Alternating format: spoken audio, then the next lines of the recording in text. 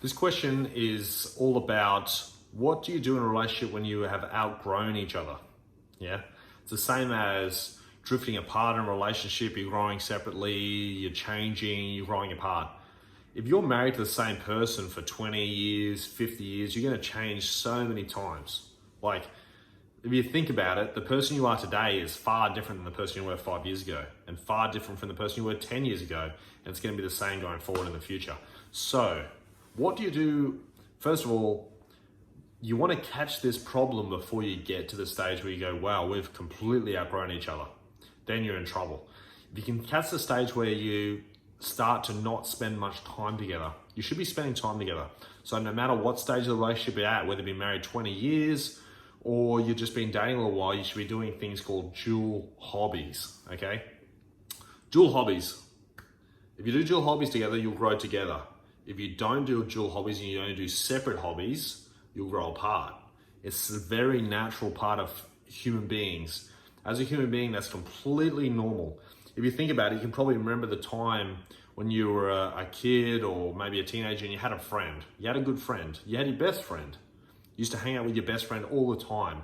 You used to do lots of hobbies together, lots of activities. You'd always be doing things together, right? But you don't hang out with that person anymore. What happened? Why don't you see that person anymore? You're best friends. What happened? You just stopped spending time together. You stopped doing dual hobbies.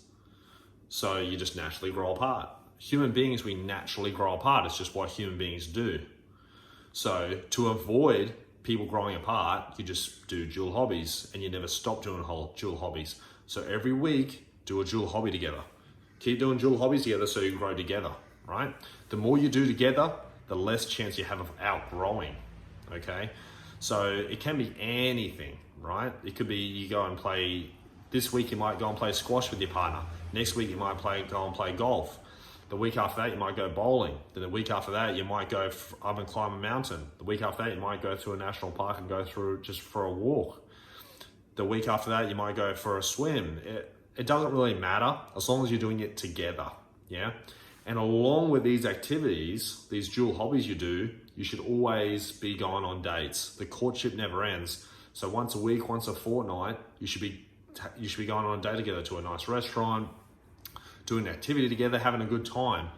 Spending this time together, doing activities and doing dual hobbies and going on dates and all this sort of stuff, you're gonna grow together. You can't grow apart. If you spend heaps of time with a person and it's a very positive atmosphere, you'll just grow together, yeah?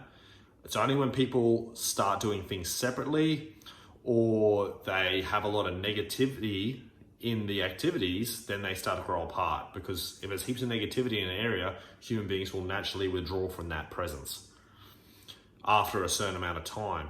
But if it's all positive, then you'll keep being drawn to it and you'll keep growing together. And really that's how you do it. So if you start to outgrow each other, you need to start doing dual hobbies. You need to do dual hobbies all the time. You need to do things together. Take a dance class, whatever. The trick with dual hobbies is to have an open mind, right? And I have an open mind. I'll try pretty much anything. If someone wants to do a tango class, if my partner wants to do a tango class, fine. If she wants to she wants to go fishing the next week, fine. I don't really care what it is, as long as we're doing it together, because that means we're growing together. And if you never tried something, you might think, tango class is not really for me. That sounds kind of stupid. Give it a shot. You'll probably like it more than you think. I loved it. And I've never danced at all in my life. But the first class I went and did it, I'm like, this is pretty fun. I liked it. If you try something new, you'll actually be surprised how fun it is. So give it a go. Have an open mind and do dual hobbies together. It really makes a big difference. And as always, a courtship never ends. So don't get to the stage where you're thinking to yourself, wow, we have really outgrown each other, because then you're in trouble. You really want to start taking action well before that stage and keep spending time with each other, doing dual hobbies, going on dates together and all that sort of stuff. So you can really grow together and keep that attraction high. Remember the saying, opposites attract, but similarities are what bond us. If you don't particularly have a lot of similarities together, make some, yeah? Go and try CrossFit and fall in love with CrossFit together. Do you know what I mean? Do all these different hobbies until you both fall in love with one, and then do the hell out of it. Similarity is what bond us, and you need to bond together so you don't drift apart. Simple stuff.